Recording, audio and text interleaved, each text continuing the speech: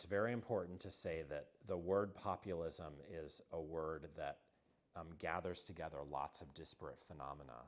And there's a lot of controversy about whether we ought to use the word, especially if the goal is to say that left and right populism are the same or equally bad. Populism is like a centrist word to indict the margins. But sometimes people from the margins have, powerful, plausible criticisms to make of the mainstream. And I think that's true when it comes to what the EU was set up to do, when it comes to mainstream American economic policy, which has stagnated lots of people in the middle class.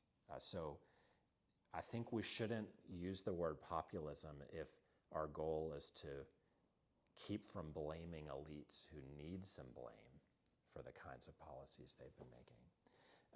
The word goes back to an American phenomenon, but lots of historians think the original American populists in the late 19th century were good people who disrupted the country at that time for good reasons.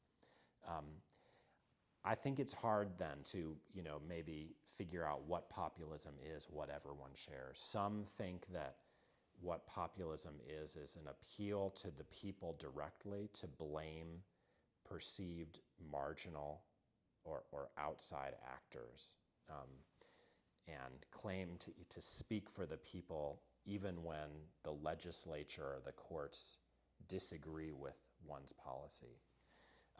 The trouble is that, politicians are always saying the people are on their side and appealing to the people. Barack Obama did that. Lots of prior presidents did. In American history, Franklin Roosevelt, we think of as the greatest president of the 20th century, perhaps. If he wasn't a populist, then Donald Trump isn't either. FDR opposed traditional institutions, threatened the judiciary, and yet we think that he was a great man. So in my view, we need to get clear not about this word, but about, who we think is really to blame for our political problems and what the remedies are.